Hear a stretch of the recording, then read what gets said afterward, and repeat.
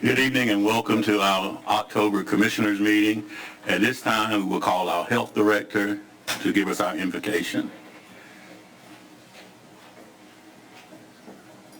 Good evening. Let us pray. Dear Heavenly Father, we just thank you for this day. We thank you for your many blessings, even those that we don't see. Lord, I pray over every mind and body and heart in this room tonight, Lord. May your will be done. Help us to make decisions that are based for the best of Beaufort County, and your will be done. We love you in your name. Amen. Amen. Thank you. Well done.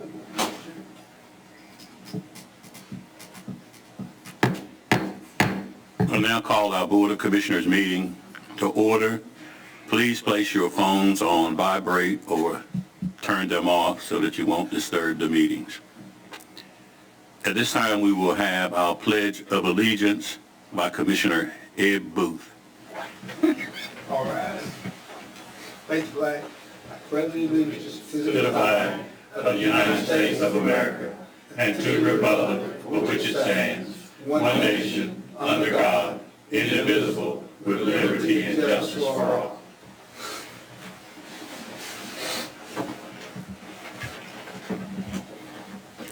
And just for informational purposes, we just have two commissioners who are a little under the weather today, so they are not here. They haven't quit or anything like that. At this time, are there any conflicts of interest? Does anyone have a conflict of interest? Hearing none, we'll move forward on the approval of our evening agenda.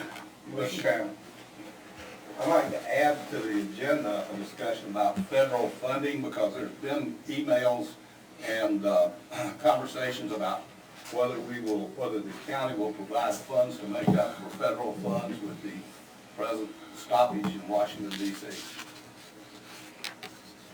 Is that a motion? That's a motion. Is there a second? I'll second. We have a motion and a second. Any further discussion? Hearing none, all in favor, let it be known by raising your right hand. Okay, we will just add that as one of your agenda items. Yes, that'll be fine.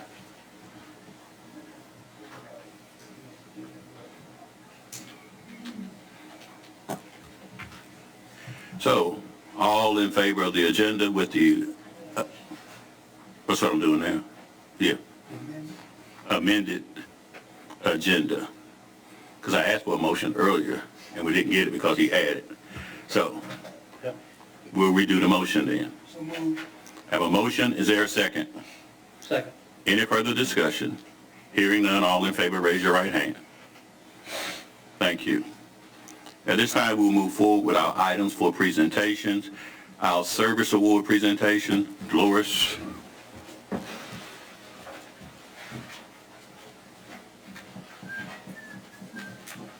Good afternoon, Vice Chairman and Commissioners. We have several Beaufort County employees here tonight that are going to receive a service award. I'd first like to recognize Ms. Caitlin Edwards with Economic Development for 5 years of service.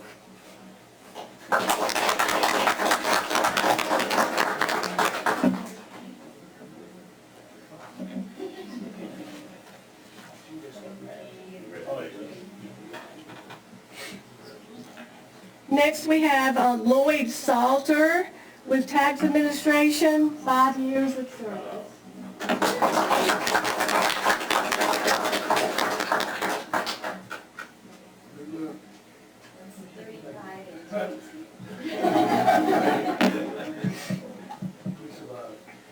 We also have Linwood McLawhorn with 10 years of service with our Communications Department and our Sheriff's Office.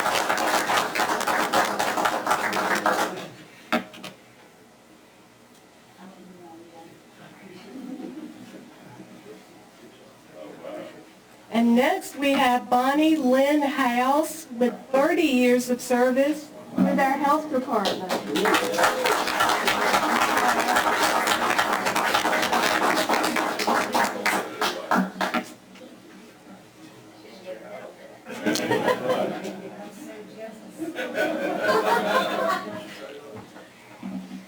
I would also would like to acknowledge a couple of other Beaufort County employees that are not here tonight. We have Nyla Foster with 10 years of service with tax administration, and Pam Bennett also with 10 years of service with tax administration.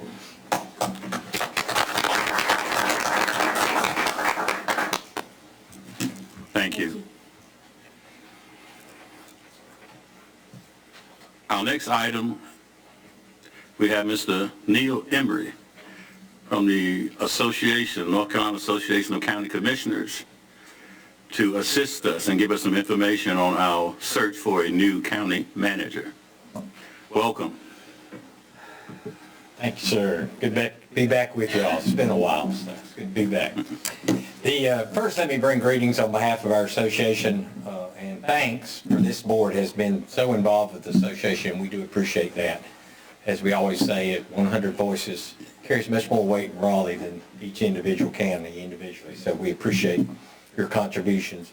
Also, as a retired county manager, I'd be remiss if I didn't thank Brian for all his years of service. He's been a voice within our Managers Association as well within our association in general, and been a big part of the efforts of our group over the years, and just thank him for all his service and recognize him on his retirement, and I can highly recommend it. It's a good experience as a retired county manager. This evening we want to talk about, one, what your options are as a board in relation to recruiting a manager, and also what the association brings to the table if you so desire us to help with that process. So two pieces, one about your options, and then two about what we do, and if I can add a third, also things that are important about. Some of you have been through the search before, but as you always know, the marketplace changes and the things you need to be thinking about change with the economy, and we're just going to voice a few things to think about as you begin a new manager search. One, of course, your options are to do it internally. That would be where you do it as a normal internal process of your HR department. Few counties do that. Most look at other alternatives, but some do you internal, just like any other position in the county. But second, and one that's an option is we're seeing some trend, but not many, but some, especially major counties, use a search firm in which they pay a cost to have someone coordinate the search for them. And those can take a variety of shapes and forms, but one where it's handled by a professional group that comes in and does that. And then finally, one alternative is to ask for assistance from other groups, and this being, in our case, the association of asking a board ask for some assistance. And let me begin by saying when the association becomes involved, one, we only our involvement only reaches what you desire for it to. And I will tell you up front, some counties may ask us to help from the date of advertisement to the date of hiring. Others may just want our assistance with developing the documents, the job profile, the ad, the questions to ask in the interviews, and we don't participate in the process itself. So I just throw that out there. We have different variety. I will say that one thing I always tell the boards up front, we have a money-back guarantee on our process and our assistance, but we don't charge anything. It's part of what you do, and part of our dues you pay our association, so it's money back on our process. But we do help a variety of counties across the state, and we help to what you want as a board. But first, let me touch upon the importance of having a defined process. I can't stress enough, as we know, it is an employer market right now, where there's too few people chasing too many jobs, seems to be. So the market is very tight right now when it comes to manager searches, and boards need to be mindful of that. And I also stress, be mindful that as you search for this right person for you as a manager, remember they're also looking at you. And as candidates are looking at county and they're looking at their opportunities, and with all the information out there, they're going to do their homework as well. And I say that more so because the process you have reflects on the county itself.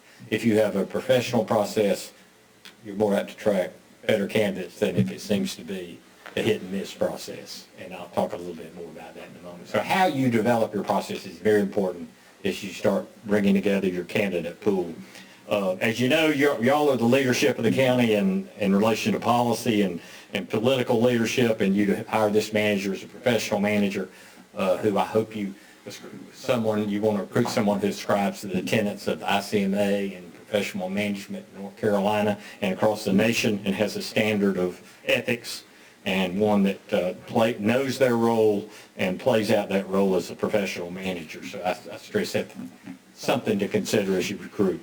And leaving that manager to provide the administrative leadership on a daily basis. You're dependent upon that person to run a multi-million-dollar organization, and hence be mindful of that. Mindful of that in who you recruit, but also in compensation, because that will play a part. What can I tell you as a board to think about? I know Brian, I think it's June 30th, but things to be thinking about as a board as you get into this process is importance of the strong and consistent leadership through this. I think it shows that the county's has a well thought out process, but also shows that the county is together on search. Not saying you have to be together on who you end up determining. Hopefully it'll be a unanimous decision, but at the same time, together on the process, that y'all can come to agreement on the process itself. And it looks like the county's putting the best foot forward as you seek the candidates for manager. A well-organized and coordinated recruitment process. I've dealt with a lot of people looking at jobs, and they may apply, and the worst thing is when a good candidate calls is, those folks can't seem to get their act together. I don't know what they're doing. Just pull my name out, because I don't know what they're doing. I mean, what the process starts, the process stops. It seems to be all over the place. Having that good, positive process makes for better candidate pool. I can tell you that. Have a plan for interim. And I don't mean you have to have an interim manager, but what I have to say is, how are you going to make that transition? Some counties bring in outside interim, some counties want overlap between the outgoing manager and the new manager, some overlap, some just you've got time to think about that, how you want to do that. Brian's giving you time for that. But be thinking about, you don't want that day to wake up one day and say, who's going to take this role here? If Brian's going to be gone here in 2 weeks, what's going to happen? Making sure you plan for that transition and for the sake of the department heads as well as the citizens in the county. I can't stress enough about developing a timeline. I know you're busy people. I know it's hard to get you together for meetings and whatever, but having a timeline and everybody commit to it is vitally important. I had a recent county in which I won't know, they interviewed candidates like 3 or 4 times, and their process ended up being 1.5 years. That can really hurt employee morale. That can just hurt the ability of the county to function as it should. So be mindful of that and having a time, commit your time to it. It's the most important decision you probably make as a board, or one of the most. So please be willing to commit that time and coordination to it, and how important that can be. Also, being up to date as you make this transition, that's something you can call upon the current manager to bring you up to speed on all things as you go into this change. And of course, I'm sure he'll be available for the new manager and whomever to reach out to him. But at the same time, make sure as a board you're aware of what's going on. There is a transition time to take the time to have being up to date on as you go into that process. So with that, I'll just talk a little bit about what we do and what we can do and how we do that and some of the things we stress. We can, as I mentioned, we will help to any degree you want. And we can help every step of the process, or we can help develop the documents you want and you take it and run with it. And as we touch upon some of these points, you can see where that might come into play and what you may want. You've got time, but don't ever think you got too much time. Having this plan in place, you're ahead of the curve, so to speak, by talking about this now. And I think that's important, because we all know time slips by before we realize it. And being ahead of it is a positive thing. One of the first things I mentioned is, as a board, is having a sense of who you want in a new manager. This is something I encourage a lot of counties to do, like a profile of what you want. What strengths do you want in a new manager? Making sure you're all on the same page.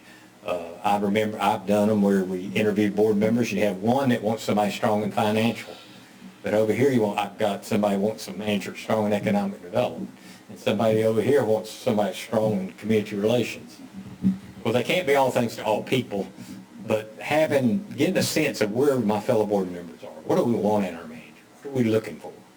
What kind of educational background? Some counties require a master's of MPA. I'm more lean, hey, we'll take an undergrad if they've got a lot of quality experience. So deciding those things up front as a board, what the parameters are of what you want. But a job profile is a good thing to go through. It may not be a formal profile, but when talking about it and that y'all are all on the same page about what you want. What are we looking for? Who are we looking, what type of person are we looking for? What strengths are we looking for as you start the process? The ads used to be where we all know, remember those old days where you ran it in the paper and see what happened? You can put it out now in the whole state and the whole country will know about it in about 30 minutes after you post it on the association's website or on ICMA's website or the League of Municipalities is the three groups we usually recommend. Some counties choose to advertise in their local paper as well, but the word goes out quickly this day and time about job opportunities. But at the same time, I go back to my point earlier, that same information, the age we live in also lets people see you. And if you have a good candidate, they're going to be doing a lot of research on you as well and on the county before they come to you. So, but the process itself is making sure it's very structured, making sure we can help with that, or you probably got HR people could help guide you in that. But make sure you have a structured process as a board, and that the board takes the time to interview and has a list of questions, and of course, basic rule, ask everybody the same questions. And don't be scared of having a second interview. A lot of counties sometimes go through one interview, and don't be scared of what number you want to interview. I've seen boards say, we don't want to interview more than 3, and get in a fight over who number 4 and who number 3 is. Just interview who you want to interview. don't box yourself in, but have a good structured process and get assistance from staff about how you bring those people in to be interviewed. And the perception they have of the county when they come visit is a big part of that. But the ad about what you want, what benefits you provide, the ad we could help with, or whomever you choose. There are a lot of ads out there. That's not difficult to do. But as your county, part of the ad too is to sell your community. What makes you special? I know we recruited to one county, and what won the candidate over so much is the county was near the water, and they were retiring, and they wanted to be somewhere near the water, and that was the thing that tipped them to apply. And it turned out to be great. They've been there for years now. But that was one of the selling points, is the livability of where they were going.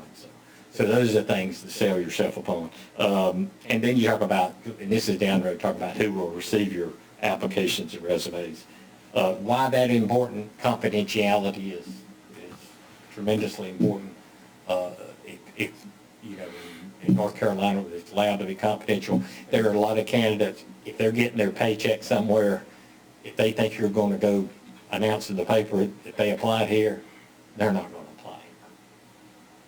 So confidentiality is very important.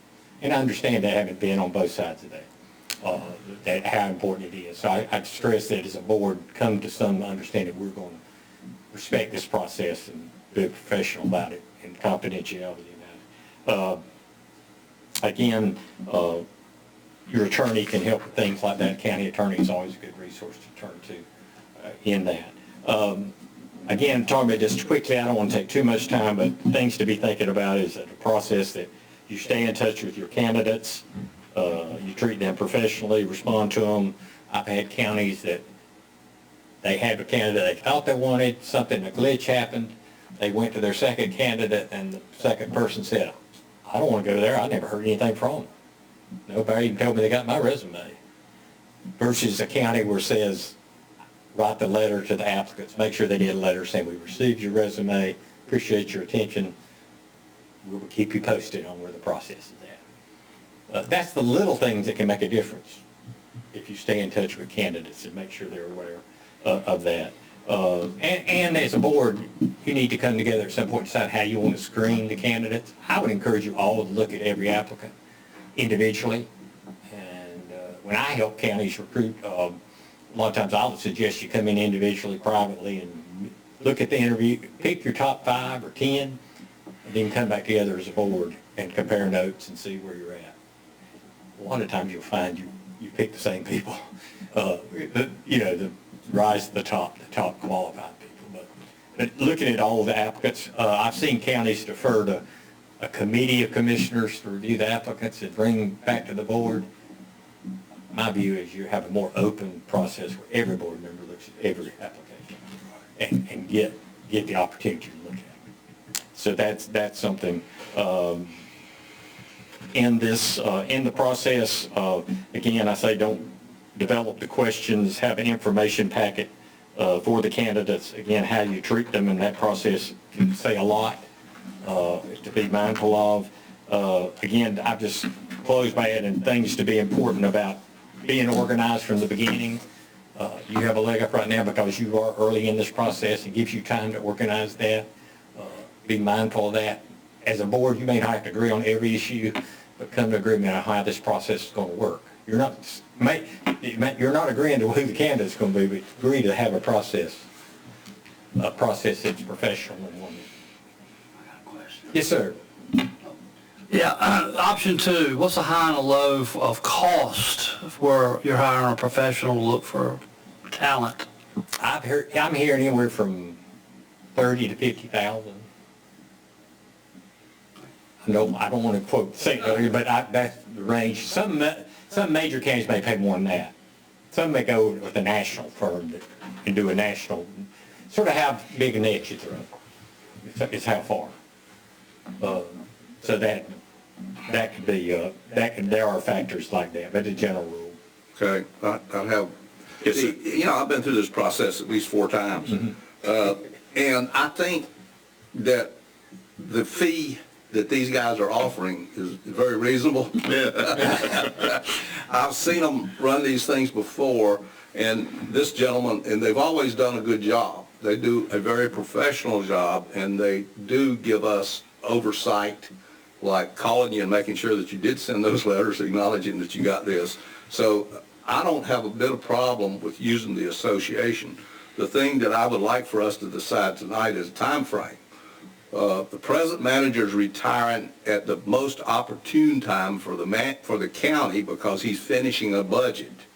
And the new manager can step right behind him, starting a budget, and he'll have 6 months, get his feet on the ground, and be effective in doing that. So I would like to see us set a time frame tonight that our goal is to have somebody in the job by June the 30th or before. And I don't have a problem with overlaps. Okay. Can I make that as a motion? You can make that. That's a motion. All right, we have a motion to set a timetable for obtaining a new manager. Is there a second? Second. Any further discussion? Hearing none, all in favor of the motion, raise your right hand. Okay, it's unanimous. You want us to help you out with that? Yeah, do we need, Yeah, we need a motion. Yeah, we need a motion. I'll Yeah. make a motion that we use their services. Okay, we have a motion that we use the association in our recruitment of a new manager. Is there a second? Second. Okay.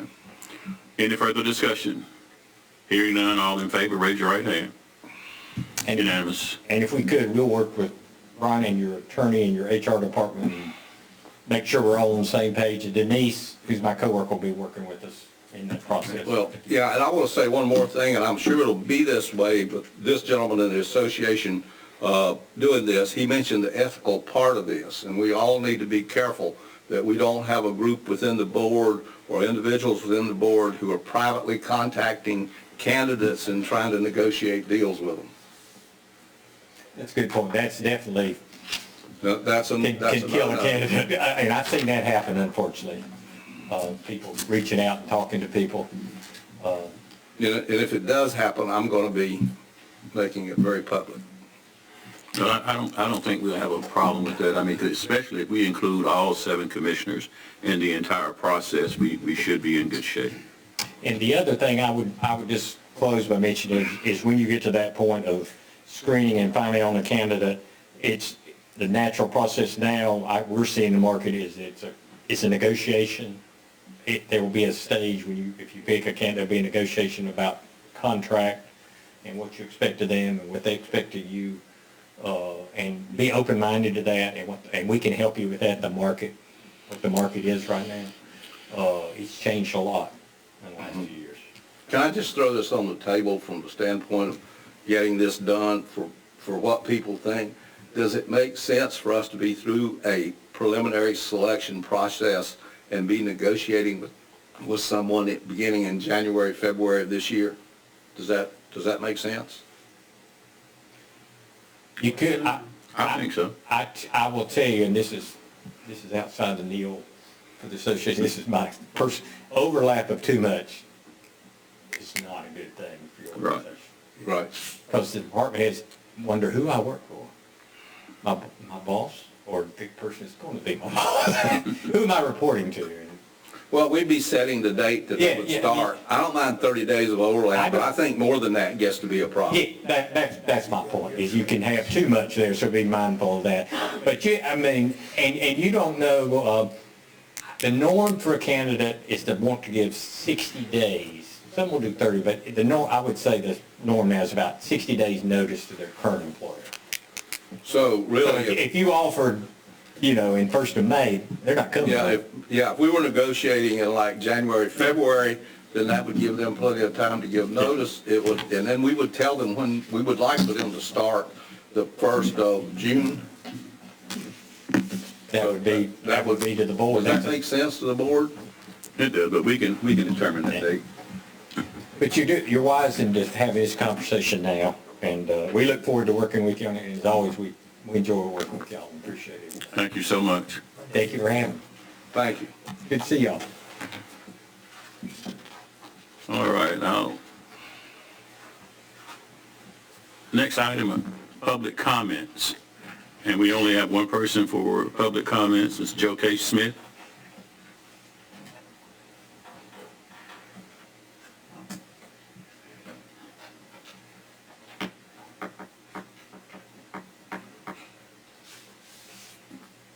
Good evening, Good evening. Vice Chairman, Commissioners, Madam Secretary. I understand I have 3 minutes, so I'm going to get right to the point. First of all, I want to introduce myself. I'm Joe K. Smith, 60-some years old, a Beaufort County resident, a former Democrat, but also noting that a nonpartisan appointment and that I always vote for the person, not necessarily party that they represent. So the purpose of me attending today is to clarify some things in last month's meeting that was discussed that's not correct. First and foremost, I am a lifelong resident of Beaufort County, and according to a GPS search, not a GIS search, and stated last month by Chairman Waters that I was not a Beaufort County resident. Even after there were concerns raised, questions, I was very deeply disappointed that never a question to check, table the appointment, or more information be considered. Second, according to the application that I filed to serve, the first line states, if you are a Beaufort County resident. Folks, if I wasn't a Beaufort County resident, I wouldn't have applied. But the chairperson of the Republican Party, and I quote, "In terms of residency requirements, please be advised the Republican Party has zero tolerance for those less than candid in terms of residency attested to on a formal documentation." With that said, I need a formal apology. Lastly, I've worked for over 40 years for the Beaufort County ABC Board. I have delivered thousands of dollars over to the county office from the ABC Board. I meet all the requirements. It's noticeably clear the person is was a Republican, a friend to the chairman, and with zero knowledge of the ABC system. So with that said, it's not what you know, it's who you know. I thank you for your time, and I hope in the future these appointments are managed in a more professional manner. Mine certainly was not. I thank you for your time. Thank you.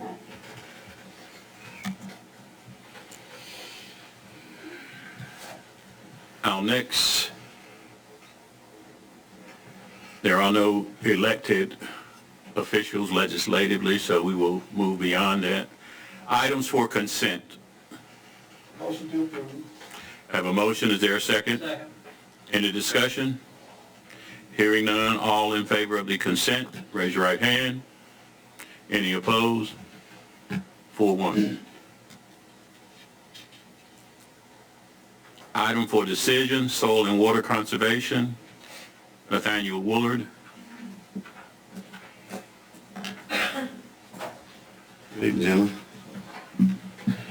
Beaufort Soil and Water Conservation District's Board of Supervisors requests that the Beaufort County Board of Commissioners approve a purchase requisition in the amount of $68,904 to retain the services of J&J Environmental Services, LLC, to complete Phase 1 of the STRAT 2024 project. Can I answer any questions? Questions or concerns from commissioners? Hearing none, is there a motion? Motion to approve. Second. I have a motion and a second. Any further discussion? Hearing none, all in favor, raise your right hand. Thank you. Thank you, gentlemen.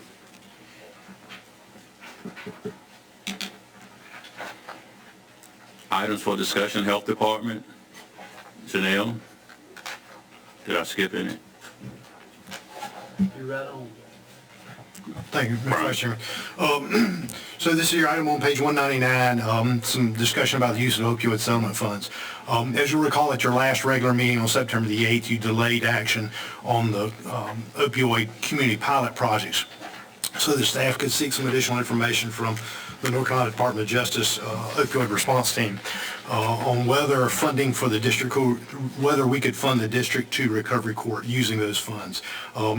Included in the agenda item, you have the emails that transpired between us and the DOJ, as well as the OSTAT team. Just for some history, Beaufort County chose option B. There are two different options you could have chosen as you went into this. Option A was a strict list, and you could choose those without doing anything. You just had to stay there. Option B, in fact, Jim Madsen was the health director at the time. We had some strong discussions about that because of the extra work that was involved in that. And it was brought to the board and decided to use option B. Option B allows for larger numbers of things. With that, it gives you a little more flexibility in how the community wants to try to address the opioid issue and use those funds that were provided in the settlements. But with that, you're required to have public input. You have a strategy session. You're supposed to go through all that with the public. And out of that, you then choose out of the recommendations and produce what's called an option B report and recommendations. That is then sent up to the state for their review. It has to go through the collaborative planning process. It is then brought back to the board and approved. And it has to be reviewed at least every 4 years. So in 2022, the Behavioral Health Task Force held 3 public engagements as part of that collaborative strategic planning process and put together that set of recommendations under option B. You'll see in the agenda item that those option B recommendations were presented to the board on September the 6th of 22, and those 4 options were presented and approved, and it's the specific Exhibit B and the specific strategy. So like number 1 says peer support services throughout the county. That's Exhibit B, strategy C10. So there are a lot of strategies in this document, and that document is also included in your agenda item. So it was approved to move forward, and the R&R was sent to the state for approval. So we went back, after the discussion last meeting, we went back to the North Carolina Department of Justice to ask them about how we would do the recovery court. They, as you can read in the document, they said that it was not an eligible expenditure of opioid settlement funds under the current R&R since it was not included as one of the approved strategies. There's a specific strategy that covers recovery courts, and that is Exhibit B, strategy D3. So if the board wants to do that, if the board in the future would like to fund them after they go through the collaborative process again, they can do that, but you have to go through the collaborative process. The MOU states that that process will be followed, and that's how we are receiving our money. That's the agreement that that the county made with the Department of Justice to say we will use these funds in a certain manner. We will go through this process. So in continued discussions with DOJ, they said that there wasn't a mechanism by which we could fund District 2 Recovery Court, and that's through the McKinsey settlement. These were opioid funds that were not covered by the MOA that the county signed with the state. So these are funds that we had sitting in our general fund because we were not supposed to put them, and we did not. We were not allowed to put them in a restricted opioid fund. They were supposed to be put into the general fund, but they are supposed to be used for opioid issues. So to do that, they said you could use that. Previously, so this helps us in two different ways. There was a total of $28,241.57 that came out of the McKinsey settlement. That went into our general fund. You have a budget amendment that appropriates $5,000 of those McKinsey funds to District 2 Recovery Court for transportation needs that were funded in FY 24-25. OSTAT said those were ineligible because they didn't completely fall under that specific strategy, but we could fund them with the McKinsey by doing a budget amendment. And then the other recommendation we would do is that take the remaining amount so that we can go ahead and just clear all the McKinsey funds out and take that remaining balance of $23,242 and allocate that to District 2 Recovery Court operations for fiscal year 25-26. Because they are not restricted funds, McKinsey said you can't put these in the other, it doesn't fall under that same MOU. You have the ability to use those for whatever you want to use them for as long as they're opioid related. So that would be the recommendation there. You have a budget amendment that does that clears those funds out, and then you have the emails that we exchanged with the opioid settlement team and the Department of Justice. And then for your further reading, if you want to look at it again, is the memorandum of agreement that Beaufort County has with the Department of Justice on how those funds are supposed to be spent. So I'll be glad to take any questions that the board may have. Questions, comments, or concerns? So the sum that the opioid, that the court would get would be what, 28,000, am I correct? Well, they've already received 5, but yes, sir. The total would be all of the McKinsey funding money, which was 28. So we would take the 5 that we gave them last year and use that, and then we would go ahead and recommend that you go ahead and give them all of the rest of the McKinsey funding so that we clear it all out so we don't have to worry about what do we do with $3,000. So the budget amendment shows $23,242 for this fiscal year to So we're getting a little more than what the commissioners voted on over to the recovery court. $3,242. All right, I think that's great. Is there a motion? So moved. I have a motion. Is there a second? Second. Any further discussion? Hearing none, all in favor, raise your right hand. Unanimous. Thank you, Janelle, for coming right on down. Could I ask a question for you? Yes. Mr. Manager, I know we already voted on these funds here, but the question I have, when did we learn about these McKinsey funds? So the McKinsey funds have always been with us, but our understanding was that they were to be put in the general fund. They were moved over like they were supposed to. It was only with further discussion when we said, how can we deal with this from DOJ? They said, well, you can use McKinsey funds for it. So the McKinsey funds came out after last month's stalling. No. We've had. I mean, we already had the funds. Right, but we didn't know anything about those funds until Well, we this knew we month. had them, and what we wanted to do was make sure that that was applicable. So DOJ said, yes, this would be an appropriate way to do that. They were general fund dollars, which is what we had recommended before. If the incident that happened last month happened to come up, what would we have done with those McKinsey funds? The board could have done whatever they wanted with those McKinsey But we funds. didn't know we had them. Well, Those funds What? rolled into fund balance at June 30th. I understand it's in fund balance, but we wasn't aware we had those extra. It's it'll be in our audit report that we received them, but we didn't realize there were any restrictions on those. What, the McKinsey funds? We knew there were restrictions on the special revenue funds. That's Yeah. why we recommended that you take the 10,000 From the that Commissioner Richardson wanted to give the courts out of the general fund. And that's what we're essentially doing now. I got you. But I still was wondering, what my question was, we just learned tonight that we had McKinsey funds. That was my question. I didn't know, I wasn't aware. Was any of you aware that we had $20,000 in McKinsey funds? No.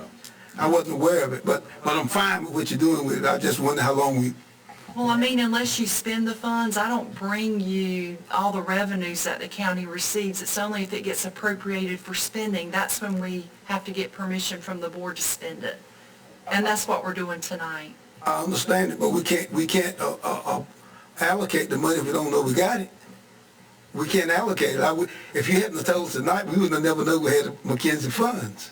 I mean, I understand what you're I saying. can start sending y'all a monthly No, you don't have revenue to. report. If You- y'all read it, you can see the revenues we receive every month. I'm happy to do that. But you didn't send McKinsey fund to us in the past months, did you?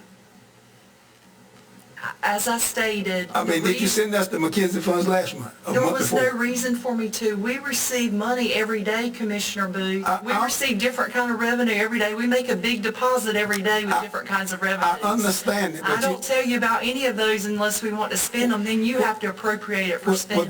that's my point. I didn't know we had the money to spend. That is my point. I can start sending. You don't have to. a You don't have to. I'm good that with it. shows Since what I we know now, receive. we don't have to. You don't have to. I'm good. Okay, we received some, like, probably a $10 miscellaneous deposit yesterday. Well, for there was this send me a as dollar. well.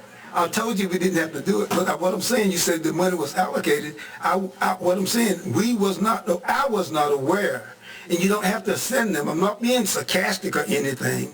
I'm just doing it for clarification. I wasn't aware that we had those funds. And what I'm trying to say is, it's not our normal practice to report revenues to you unless we ask you to spend them. I got you. That's why you didn't know about Well, it. that's fine. What you've been doing is fine. All right, let's move on. Janelle. Okie dokie. And as Brian mentioned, we are gearing up this next year to restart the process that we would encourage you commissioners to attend and express your voice as well. And we want the community members to show up. And we do several throughout the community. But as he mentioned, and Commissioner Richardson, there is a specific NB listed under D3 that specifically supports the treatment and recovery courts, that if that was something we wanted in our spending plan, that it could be an annual giving thing that wouldn't have to apply or things of that nature. But just a side note. Okay, I'm up here because as mentioned the last meeting, there were 3 applications, but 1 does not qualify based on this certain funding of what the R&R. But 2 that we would like to submit for approval through the Behavioral Health Task Force is the Prevention Point program for $7,000 and the Bellhaven After School Center for $10,000. This money is already allocated in the spending plan that you have approved. Did I say that right? Okay. Making sure I get my words right. Questions, comments, concerns? How about the other $10,000 that were there? So that can just roll over. We're not going to do anything with it. We're not going to make reapply. These were the top voted through the Behavioral Health Task Force, so that will just carry on, nothing spend. When we go into our next spending plan, that money's still there. Haven't we already allocated funds to the Bellhaven Community After School Center? No. None whatsoever? No, sir. It was the Boys and Girls Club, and now it's the there's a... That was in the budget where we I think she was confused. She thought you meant opioid funds. So yes, the board did allocate some funds to the... 13,000 as I recall. Something like that, yes, sir. Sorry, I was You're talking asking for another opioid 10. funds. So 2 different things though. Remember, that was general fund dollars that were just for the operations. And these are specific opioid funds that are under a strategy. And this one specifically deals with prevention and of opioid use, drug use, and specifically with the children. So, and the reports that they have to give us, and we report to DOJ, and quarterly reports will show that data specifically with that population and what they're doing. So you all will have oversight. Yes, so every community pilot project, so there is a lengthy data, poor Tiffany has to submit, and then data-wise, financially, that Anita has to do for DOJ. And these program reports submit to Tiffany, and then she enters into the system to show that the money's being used for exactly what the money said it'd be used for. Okay. Any further questions? I move this, approve this as you stated. Okay. We have a motion. Is there a second? Have a motion and a second. Any further discussion? Hearing none, all in favor, raise your right hand.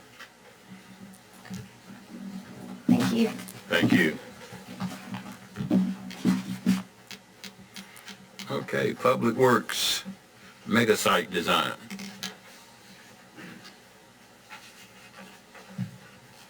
Good evening, Commissioners. Tonight, I'm here before you to request some additional funding for our solid waste mega sites design. As we're continuing the process, additional funding is needed to determine the suitability of the soils that are on the site for use as fill material for the project. The work for this project involves clearing vegetation to access the different sample sites that the engineer has plotted out, excavating test pits to see the different levels of the soil and what would be available, and then also filling the pits after the sampling was complete. If you go back to when we first entered the agreement with Garrett and Moore for the engineering services, their task order put in place that they would make assumptions based for the design as far as the soils go. Of course, those assumptions lead to some uncertainty, so doing these test pits will allow us some more accurate information when it comes to budget estimates, as well as putting together bidding documents of whether we're going to be able to use soil that's on site already or if we're going to have to bring soil that's off site. So we've put out a request for proposals for the work. Did that on September 23rd, and that's actually has a deadline of tomorrow. We are estimating that this project will cost approximately $35,000. So we're requesting to move $35,000 from solid waste fund balance to the capital project engineering fund. Who is your geotechnical people that are going to be doing the work? The bid has been put out for anybody that can come out and dig. They're going to dig test pits. They're going to dig 12-foot pits, and we're going to pull samples. So Garrett and Moore or a representative will pull those samples. What is the soil types on the property now according to the USDA? I do not recall that off the top of my head. See, I thought we did an assessment based on the USDA soils maps, which are pretty good in Beaufort County.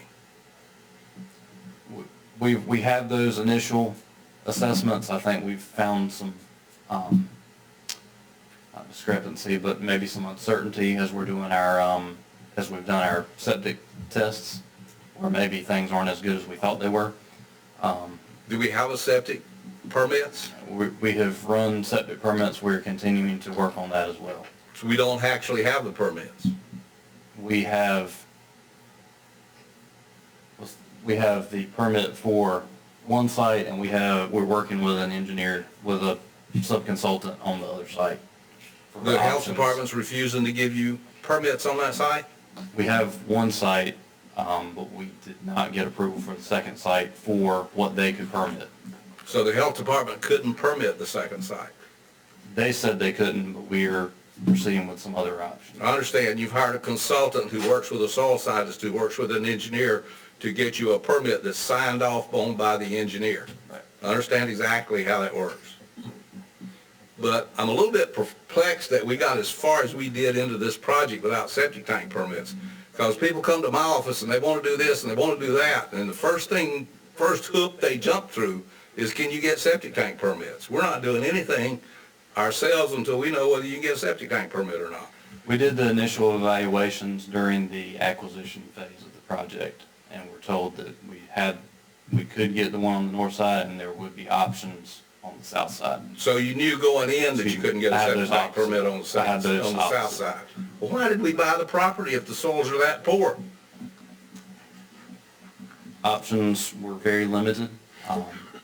But if the soils are not acceptable, the Christina property is Johnson. useless. Commissioner Richardson, if you recall, during the closed sessions, we had discussions about this. I mean, if you go back, there was, again, these were wooded sites, so there was timber from Weyerhaeuser. So of course, we knew that the soils were not optimum. They were not the soils that you would go out to choose for your septic tank. But based upon the USGS soil types and based upon preliminary investigations, we thought, or we were told that we should be able to get a septic system. So while the health department, when they went out and did the initial bores, due to the water level at the time, they could not give us the permits. But again, these are forested areas that have ditches that are cut in it. So the soil very, very much around. So even though we knew that the septic would be a challenge, we still, I mean, we'll be able to get a septic permit. That's where we are right now. So we've gotten the consultant to go out to do it. We've spoken with him numerous times on weekly phone conversations, and he feels very confident that we'll be able to get a septic system that's not an alternative specially designed system. So again, in the closed sessions, this was discussed. So it's not anything that's new. We're just following through the process as far as getting this done. You asked about a specific geotech consultant. We have not contracted with Terracon or ECS or any of the local geotech firms as of yet, because based upon when they went out and did the borings and everything, Garrett Moore believes that they'll be able to get the information from looking at the soils. If that's not the case, we can easily contract with Terracon out of Winterville to come out and to do specific testing. So they're going to do a taxonomic survey in the field of the pit. If needed, they can, yes. Well, I mean, if you're going to dig the pit, you're going to do the taxonomic survey.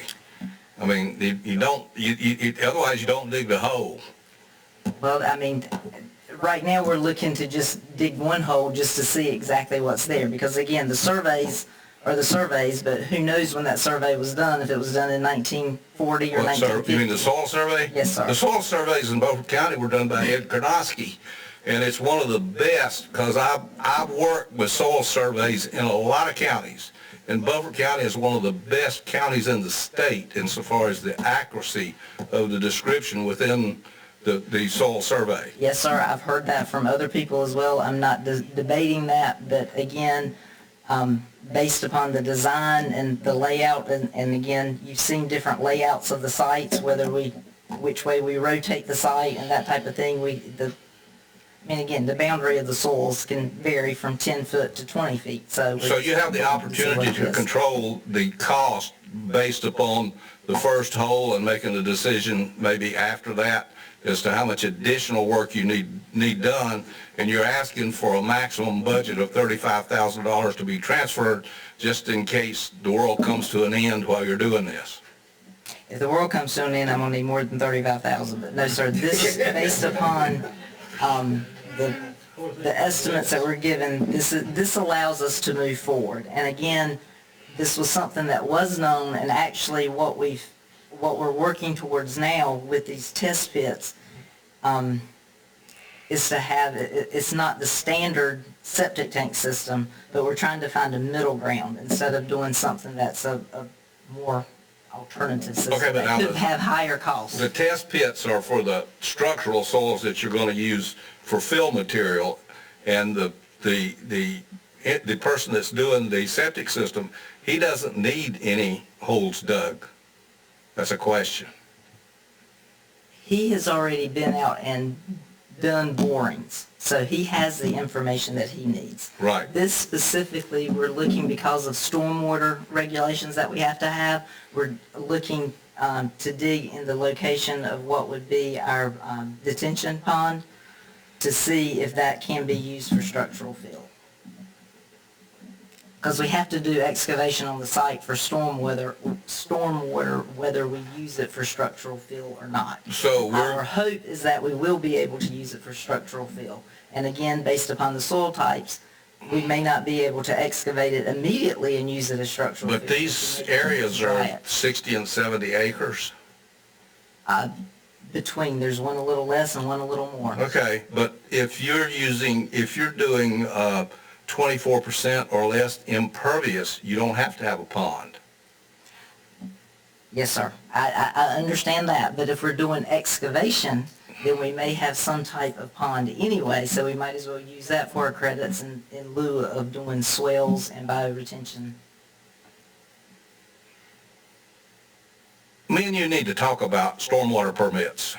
I have no problem. Okay. But stormwater permits, and again, the final design, again, we have the layout, we continue to tweak it and to twist it and rotate it and invert it and everything else in order to get it positioned in order to reduce the cost, which you had mentioned earlier, and that's the point of expending these funds. Because again, as you know, the cost of structural fill is not cheap, so that's what Yeah, we're we don't trying to minimize. want to buy fill and haul it onto the site, and that was my understanding that we had picked sites that the soils were such that we were going to be able to do that. At least that was my understanding. Again, you know the location of the sites and the way the soils are. Again, they're not optimum. No, they're not great They're soils. not optimum soils, or else there would be homes and subdivisions built there already. Okay, thank you. Hey, well, you might could. But you've answered a question that I would have had, because when you asked for the 35,000, my question would have been, was it for both sites or was it for one? But since you said the other site has a septic tank approval, so we're good. So, okay. The 35,000 is for test pits on both sites. Both sites? Yes. Okay. Because this is not related to the septic. Okay. Any further questions? Is there a motion? So moved. Have a motion. Is there a second? Second. Any further discussion? Hearing none, all in favor, raise your right hand. Any opposed? 4-1. If I can stray one quick second, our household hazardous waste collection event is coming up this Saturday at Southside High School from 9 a.m. to 1 p.m.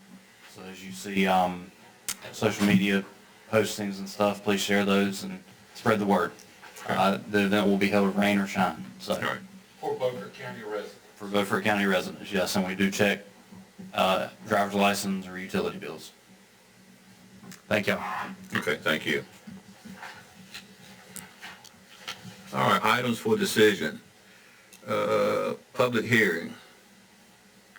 Insight Consulting Group and DC Linton Emergency Services.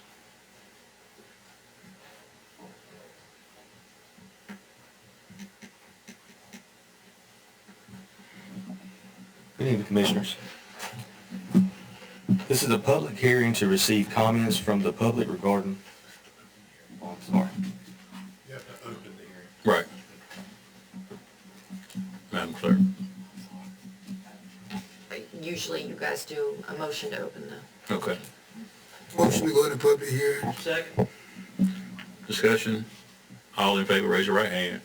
All right, now we're in the public hearing. this is a public hearing to receive comments from the public regarding Beaufort County's 2025 Community Block Development Grant application. This grant program addresses critical community needs that benefit low to moderate income residents, including reconstruction, elevation, or rehabilitation of homes. Information on the amount of funding available, the requirements on benefit to low moderate income persons, eligible activities, and plans to minimize displacement and provide displacement assistance as necessary will be available. The application process requires that participating counties conduct a public hearing to solicit community feedback on potential products and use of funds. Okay. We did not have any sign-ups for the public hearing. We will offer one more time. Are there any people from the public who desire to speak about this public hearing? Hearing none, we'll entertain a motion to close the public hearing. Make a motion, we'll close the public hearing. Have a motion and a second. Any further discussion? Hearing none, all in favor of closing, raise your right hand. Opposed? 5-0.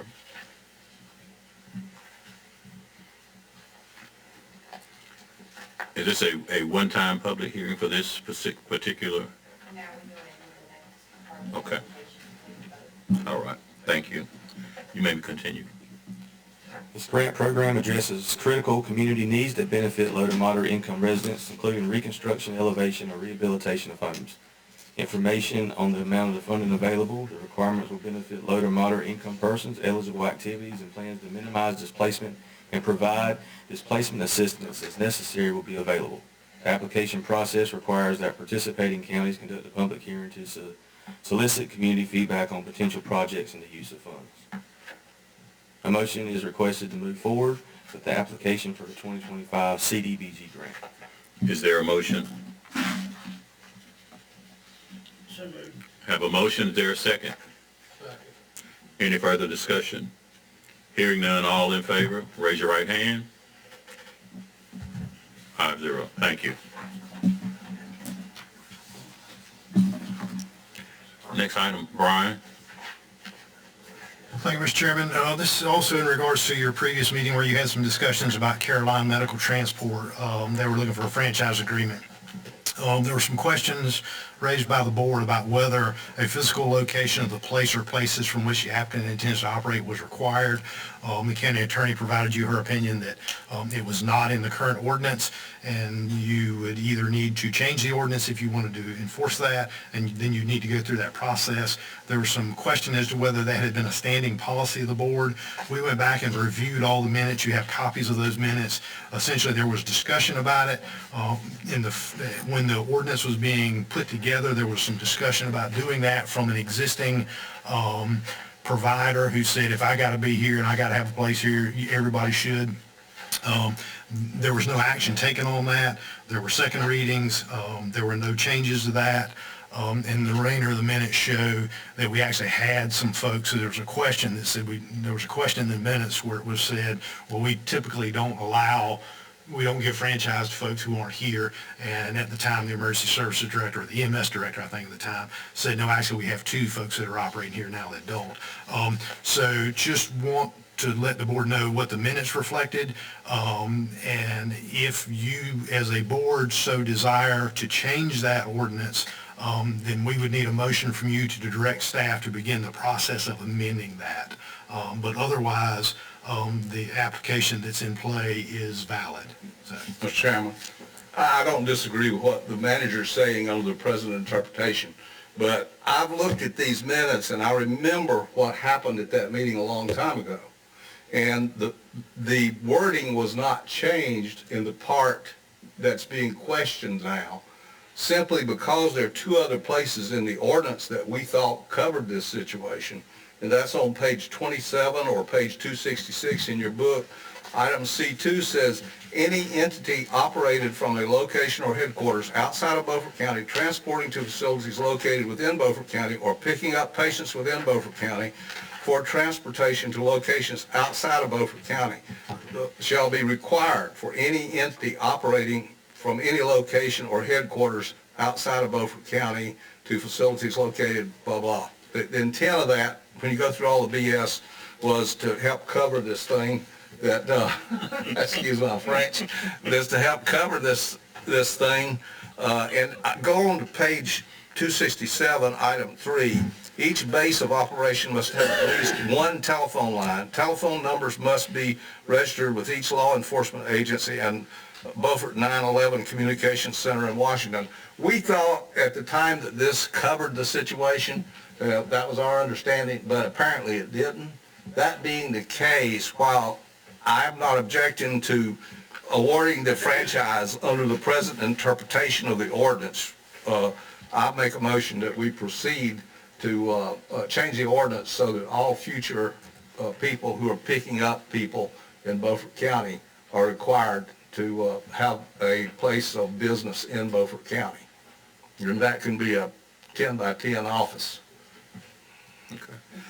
Is that including an exception for the one we have to approve tonight? I don't think we can make an exception based on the county attorney is interpreting the ordinance that they don't have to have a base of operation. And we'll approve the one tonight, but going forward, and the ordinance, my motion would say that any renewals franchises would require this. And that would cover us going forward. Do you have it, Madam Clerk, the way he's done it? In other words, you have to renew every so many years. Your franchise agreement is up for renewal, which means it can be renegotiated and changed.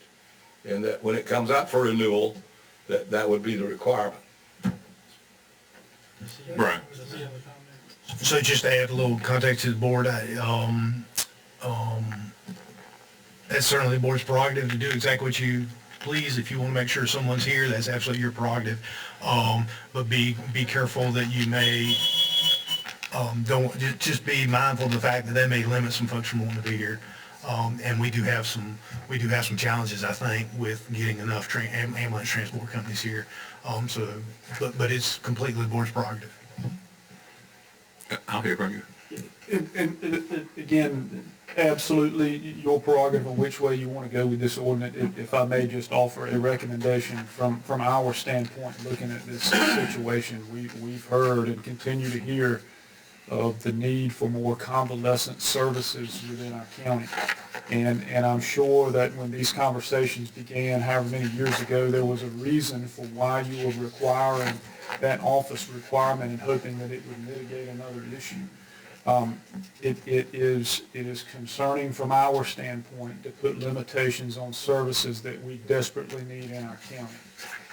And my recommendation, my opinion, your decision would be that if we're going to require office requirements, then I would like to see some type of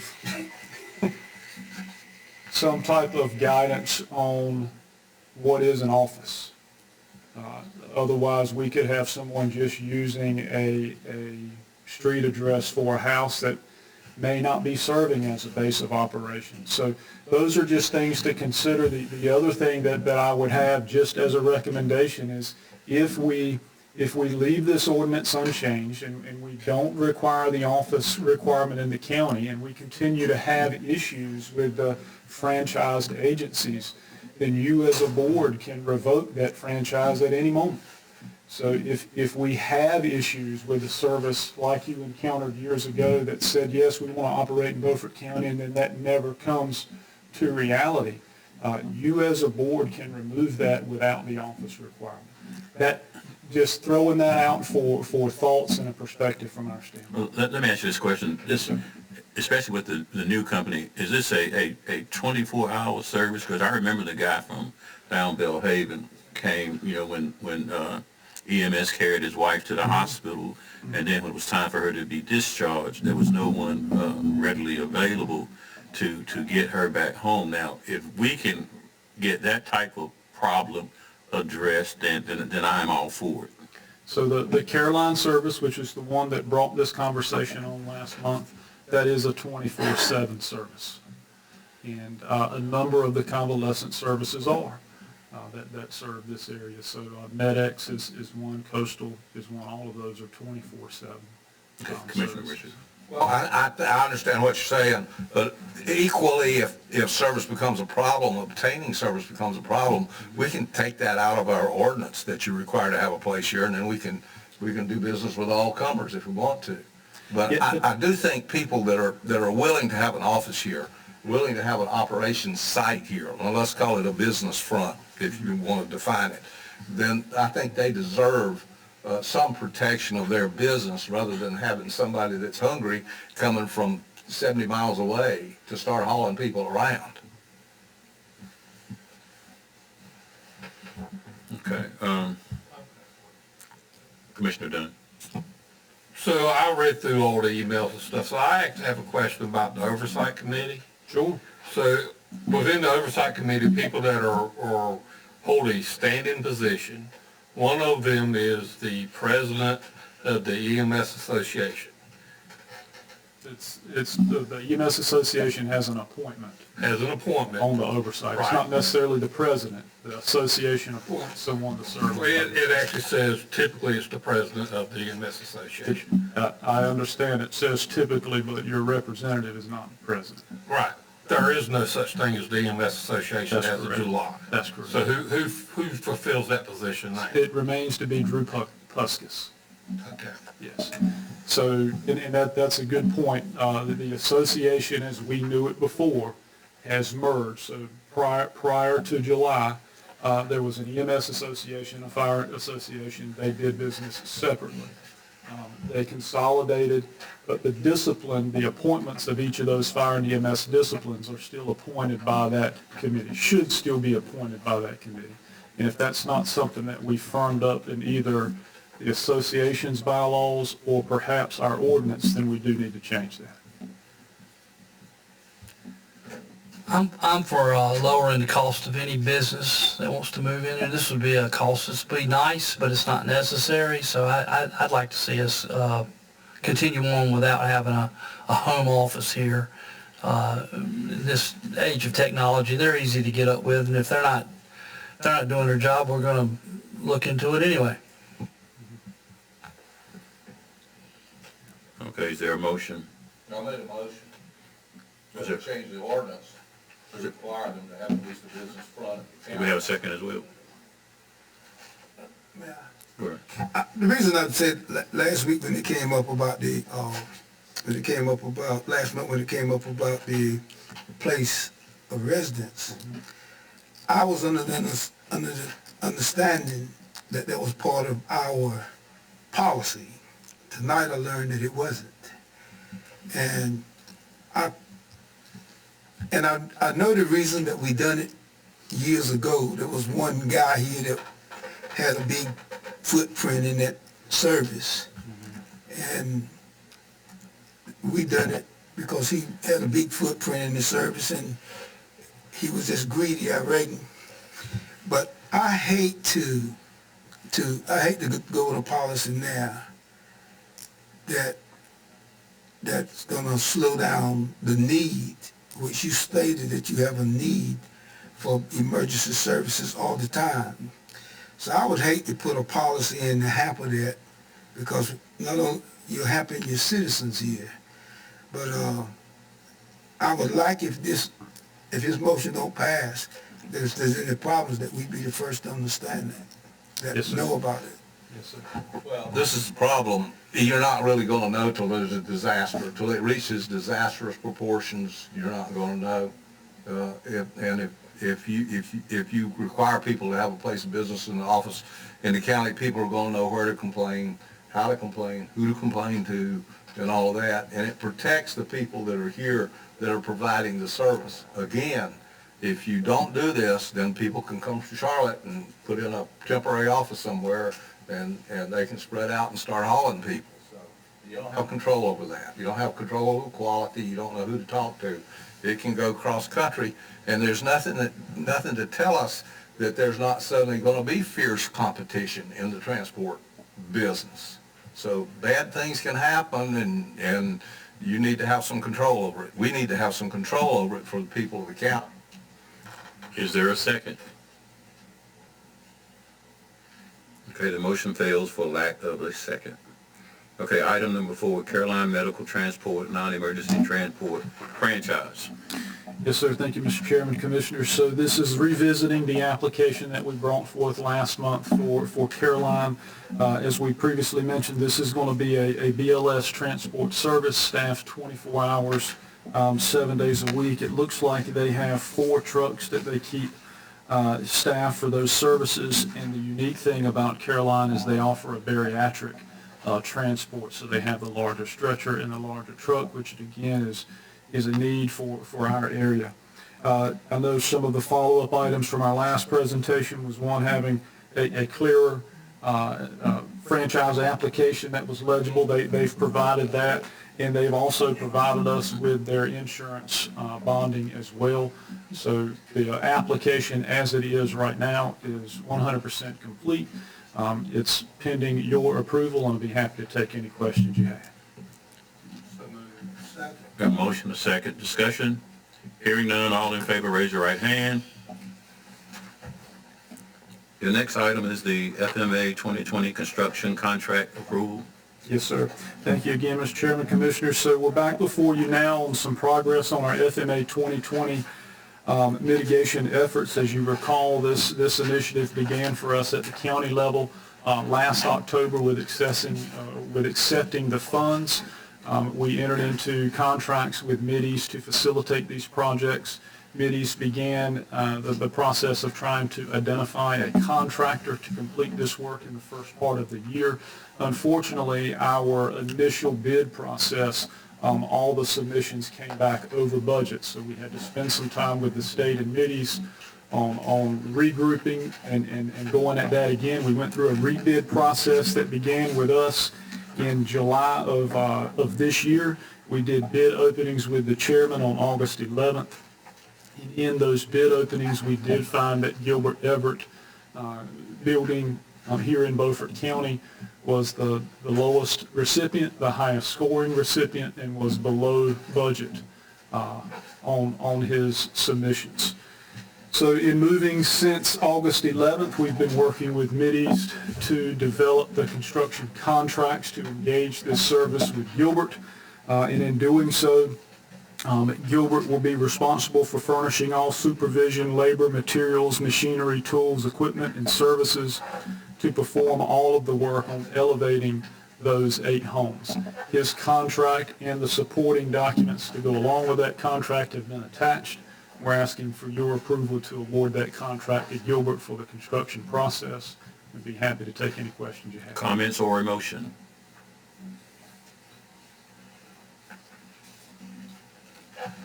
So move. Second. Have a motion and a second. Any further comments? Hearing none, all in favor, raise your right hand. Those opposed? It's 5-0. All right. Flood warning gauges.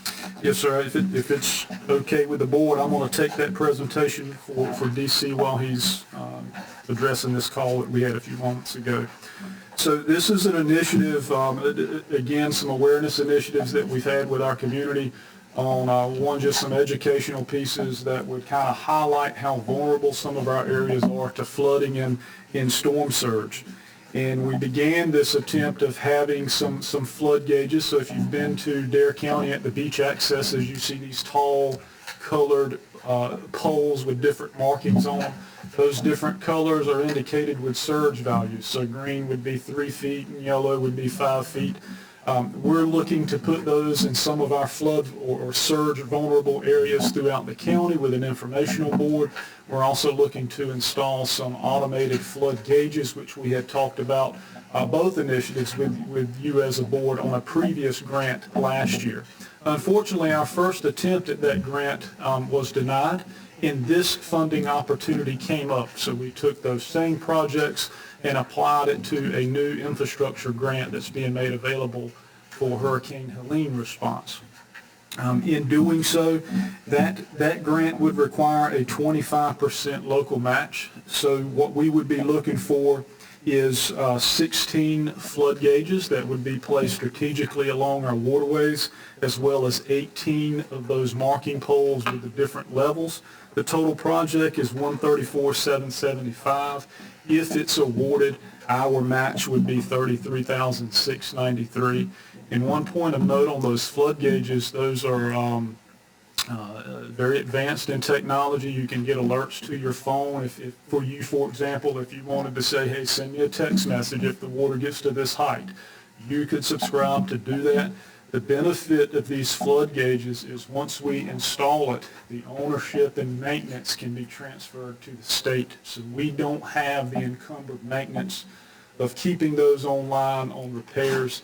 The state has agreed to take that maintenance piece from us once installed. So this, again, is an application process for us, and as we have done with grant applications in the past, if it requires any matching funds from the county, we will not submit that application until we get your approval to do so. So we have submitted a letter of interest to the state. The state scored that against all other applicants and said, yes, your project is something we would like to support, and we've been invited to complete a full application. That's what we're seeking your permission to do tonight. We're We're sharing these cost shares so that later on down the road, hopefully we will be successful in getting this grant, and if we do, there will be a cost to the county to match against that. Commissioner Richardson. Oh, well, yeah, I'm gonna vote against it because it's another useless project. Okay, did you have something? What's out there now, I just looked at it, the river's at 3.51 feet. I use it all the time. I think it's, would these devices go in front of private residences, or would they be in kind of a public space that you could just, especially the ones that are... There were a few that we identified because we're trying to spread that out. Our Pamlico in the rivers adjacent to us, we don't have a lot of these flood gauges. So we've tried to pick locations where we could put this network of gauges and really have some good coverage, at least for our county. So one, for example, that we added through another grant is in the back of Chocowinity Bay, which was always historically a problem for us. I know there are some properties that there would be permission granted from the property owner, but the majority of these are going on public or state-owned property. So we're not running into those issues as well. Someone sells that house, there's a Riverhead gauge. I got a great place at River Acres if you need a place. All right, thank you, sir. Commissioner Dunn. So I put signs, step signs at the bottom of College Hill at ECU when I was environmental health and safety. So I understand that. But I also followed the gauges that we used to have at like the boat docks and stuff off of Clark's Neck Road, and then all of a sudden the state disappeared them. You couldn't read them anymore because during our last hurricane and flooding that we had, I was able to watch and see, when I felt like my daughter needed to leave her area. Were those the tape measure gauges on the pole, or was it the river gauges? That you could watch, and it was the state had a system where you go and you look and see, well, is this road flooded, and that sort of thing. But then all of a sudden, that disappeared. No joke, they got flooded.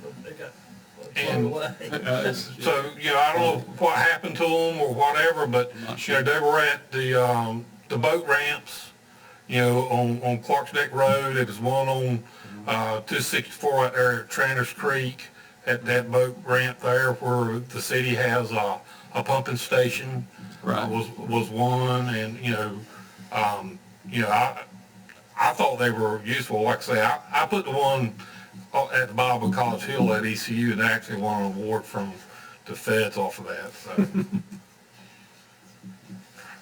I use the one at Highway 17 Bridge, and by the time that starts telling me it's flooded, we're flooded. Okay. Our waterways are unique, and these gauges would help in our opinion. Is there a motion? Well, I'll make a motion, we fund this as stated. And again, this would be permission to complete the application. If this gets to an award status, we'll be back before you to get permission to receive that grant. I have a motion and a second. Any further discussion? Hearing none, all in favor, raise your right hand. Those opposed, 4-1. Thank you, Commissioner. At this time, we'll take a 10-minute break, and we'll come back and we will finish. All right, we are back from our break. Our next item comes from the Finance Office. Ms. Anita? Thank you, Mr. Vice Chairman. This is our monthly progress payment that we make to the school construction contractor for the work that he's completed over the last 30 days.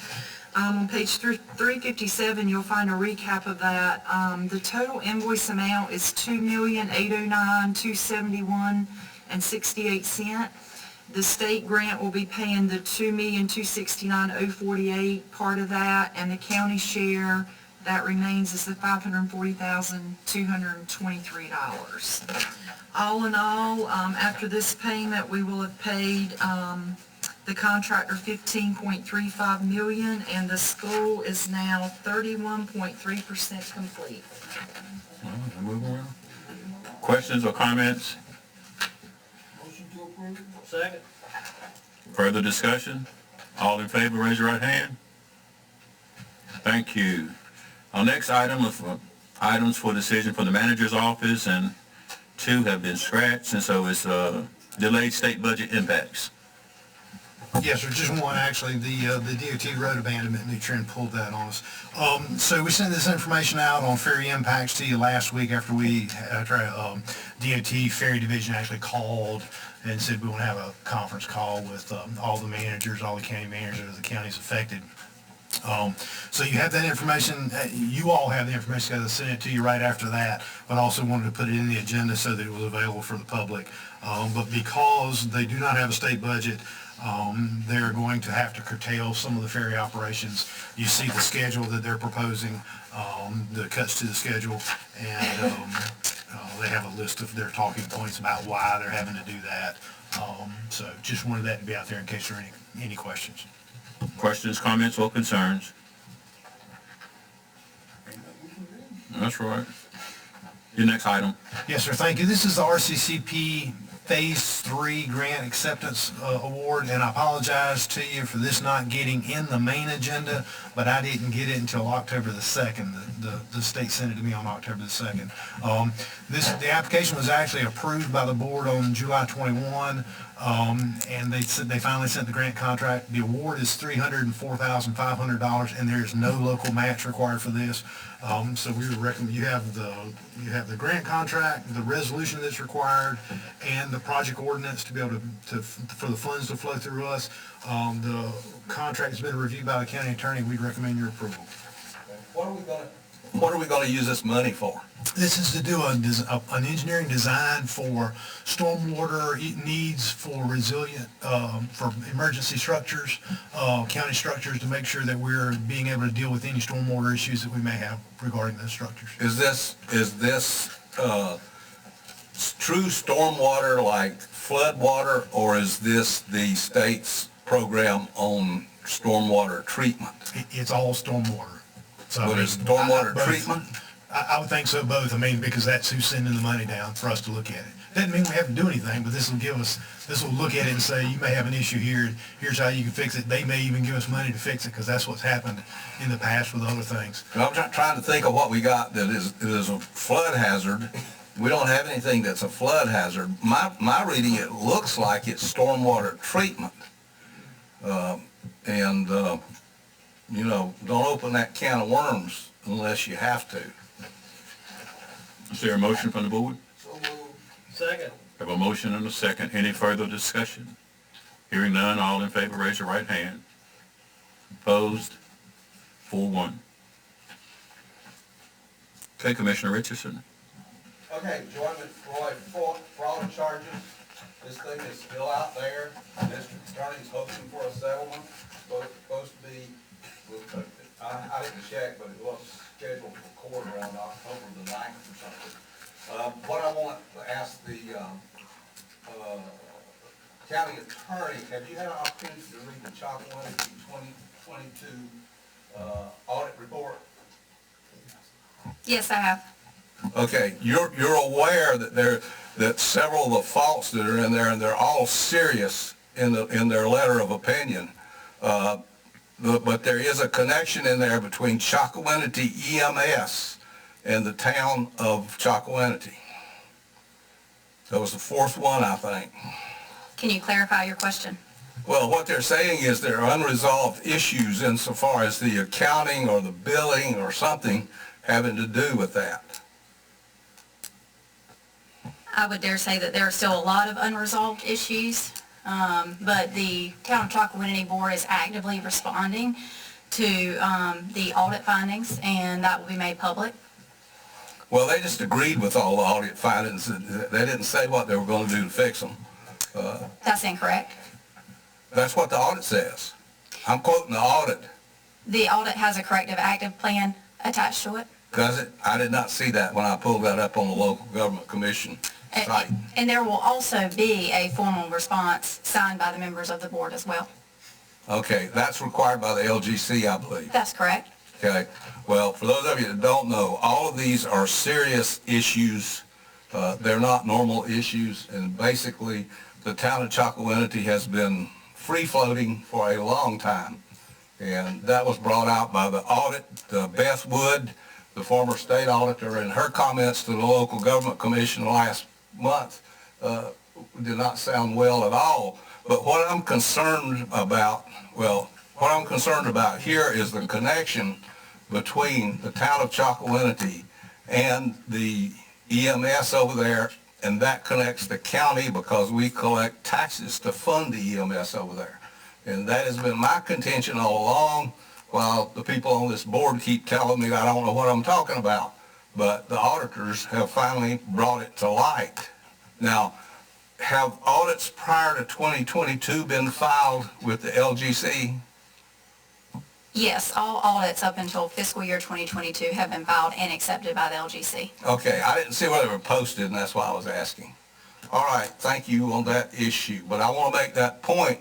There's county money involved between the town of Chocowinity and the EMS. And that's county money that we tax people, use the police power of the state to take their money and give it to these people to be stolen and misused. My next item, unless somebody has a comment, we can pull item number 2 because we've resolved that issue. So we go to 3? Concerns about the SB 391, that's the mowing. You know, I think that we should do something to let our state representatives know and the Department of Transportation that we're concerned about this, because you're going to have some accidents in Beaufort County because the weeds are going to get high enough you can't see deer in the fall of the year with this.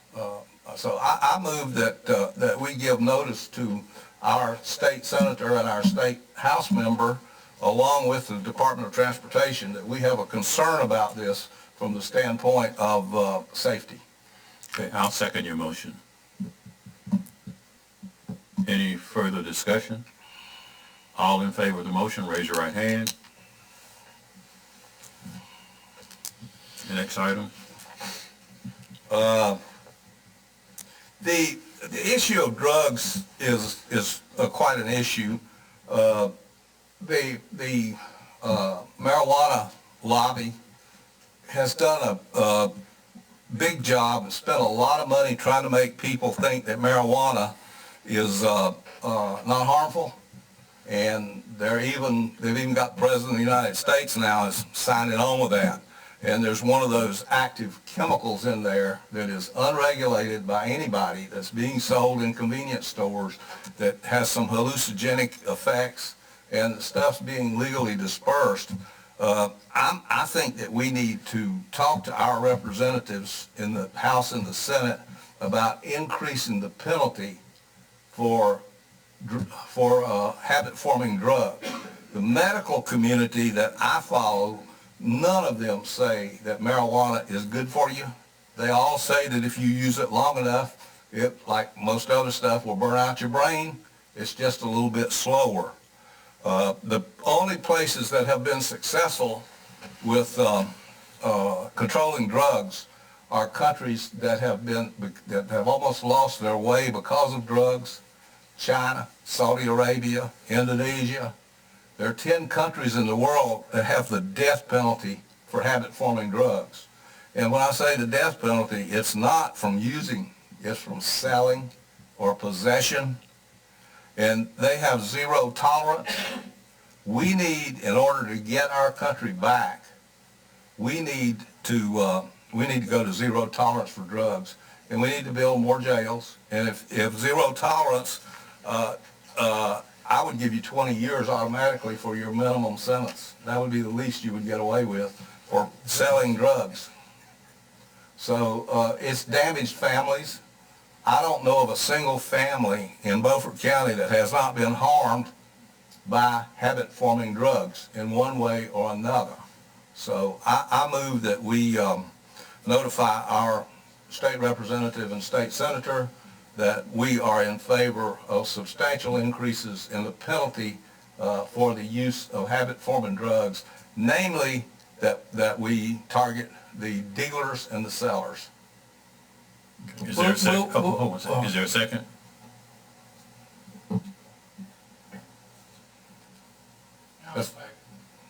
Okay, discussion. Go ahead, Randy. Will you include alcohol to this? Well, alcohol is a habit-forming drug, and it's been handled separately from this. But I wouldn't include alcohol at this point in time because that's going to make the issue too complicated. But handle alcohol as a separate item. I'm for medicinal marijuana. I think it needs to be totally controlled. The problem is people in this business, you know, they're all chemical geniuses, and they'll take something simple and make it so complicated and so strong, and it just needs to be controlled at a certain level. And the people that I'm talking about using are the older folks that have intense pain from arthritis and stuff like that.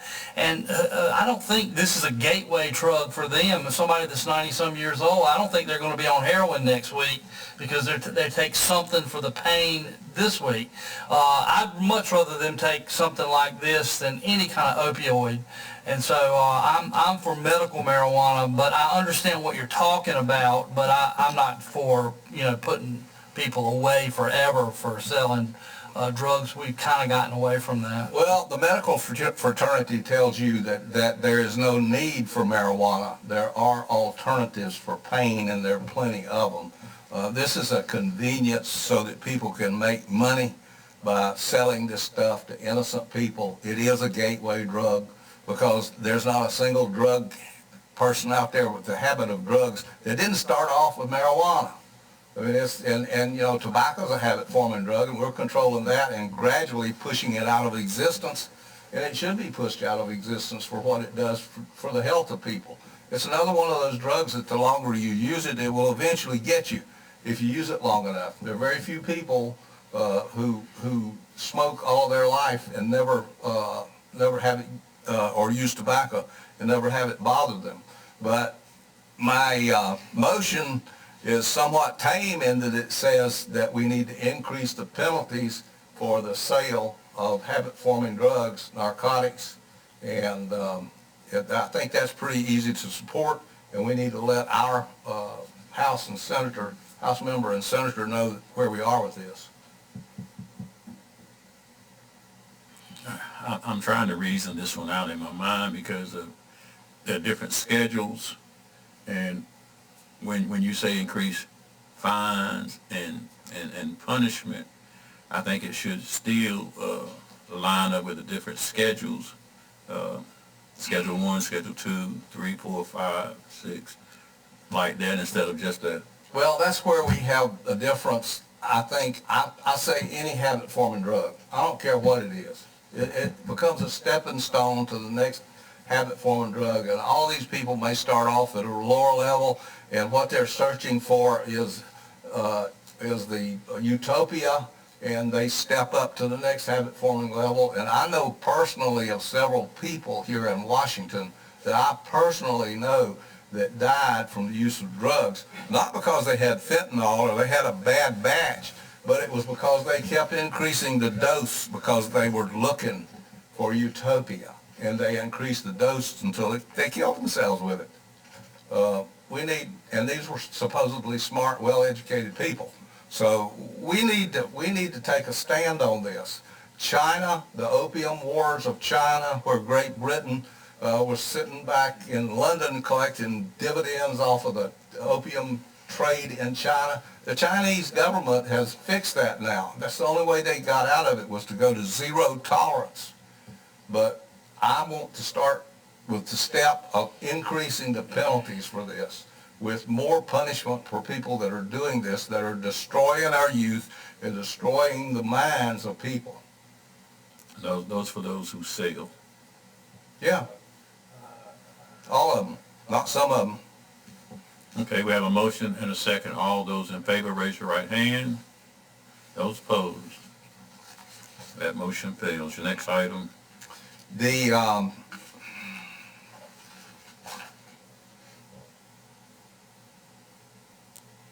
budget information request from the school board, these next two sort of go together, but there were claims that were made, unsubstantiated claims on sheets of paper with no name on them, no nothing on them, that said they were saving $1.76 million when they closed Snowden. I would like to, for this board to require for the school board to give us, and I think if you turn over to page 389, let's turn over there and see what we got.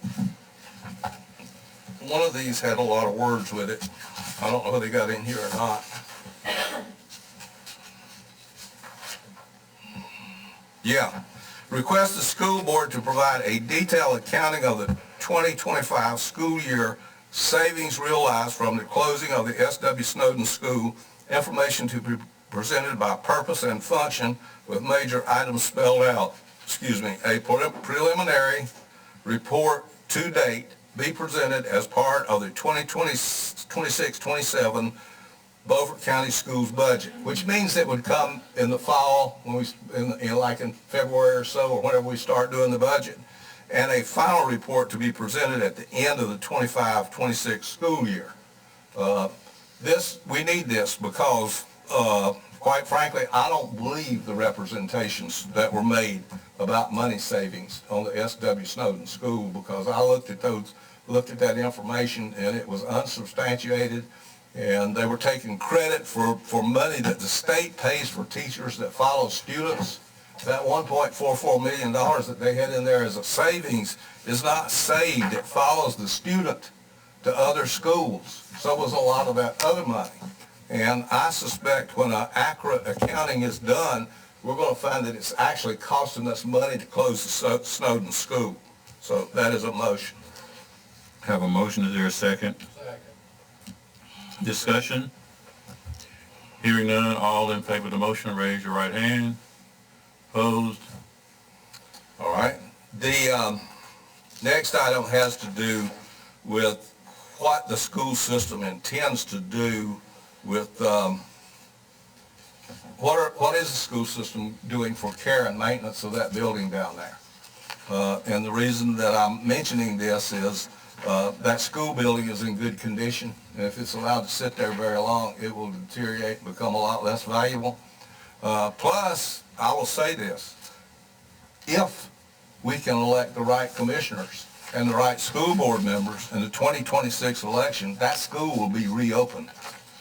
And it will be reopened with the guarantee from us, being collectively all of us, that we're going to support the school and it's going to stay there. And parents will bring their children back to that school if it's managed properly. The school was managed and run in such a way as to tell parents, you don't want to put your children in here because we may close next year. And we're going to take the opposite viewpoint if we get the right people elected that says the school is going to be here. It's 25 miles to the next nearest school, and the school needs to be here. And I think the cost information that you just voted down will show that closing that school was a complete farce. I was in western Nebraska many years ago, and it's a very sparsely populated place. I can see the sign now. It said Broken Bow Ranch House, 30 miles down a dirt road. Okay, the kids in western Nebraska at that time left on Monday morning on the bus to go to school, and they came home on Friday night. Okay, that's, so when you have that sparse of a population, it just shows you that things are done differently in different places, depending on people and what the need is. And there's a need to have this school in Aurora, and it needs to be reopened. So I move that we ask the school board to tell us what their plans are for the school and what they're doing to secure the building and keep it in good shape, and what the cost is. Have a motion. Is there a second? Discussion? Well, the kids that were brought from Snowden and are now in Chocowindy are happy as a clam at high tide. How do you know that? How can you make that the teachers will tell you that they're just as happy as they can be. Well, people lied in the school system to get that school closed, so why should I believe what they're saying? Well, that's your opinion. Any other comments? All in favor of the motion, raise your right hand. Opposed? All right, federal funding. Federal funding. I'd like to ask the manager to comment on this because I think he has the information. I would just like to know in advance what federal funding the county might be asked to put up if the shutdown of Washington D.C. continues, and what it would be used for. So, thank you, Commissioner Richardson. Sent that email out to the board when we got notification of it. Two of them that we're currently aware of. The first one started out at DSS with their seniors, Meals on Wheels, congregate meals, and senior in-home aid services. The federal government does not deem them critical, so that funding ceased. Now, we provide that funding up front, we get reimbursed for it. So what the state told us was, you can continue, if you want to continue those services, you can, and you may get reimbursed. I think Lori sent me a note, said it's about $30,000 a month.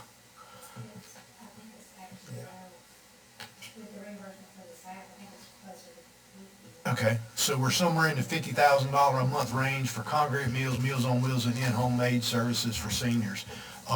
Last time we went into a government shutdown, we sent that same note to y'all like I did this time and said, we might get reimbursed for it, we might not get reimbursed for it, but I need for you to tell me if you want us to continue to do it. Because I certainly wasn't gonna tell our folks to shut down and not pay, and not let seniors eat. So I heard from at least 4 of you that said, no, we want to continue that. So that's kind of where we are on that. Our hope is that things will be like they have been in the past. And that is that we hold on to it for a little while and then we submit it and we get reimbursed. Now, there's some differences in the past because the current administration has said instead of furloughing people, they're going to start laying people off.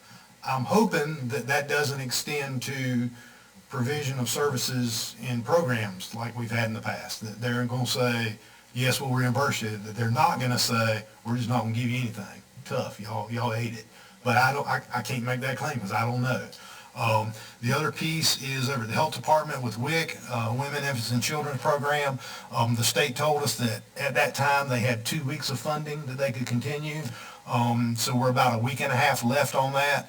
Janelle says that we've got over 200 mothers who are receiving formula for their infants under that program, that if that program stops in a week and a half, we've got to figure out a way to help those kids eat or not. What is the cost? Janelle, you got a cost? And I'm going to tell you what I'm thinking. As a county, I think we can survive 30 days with these programs, and then we can reevaluate it the next time we come back together. Now, that's my personal opinion.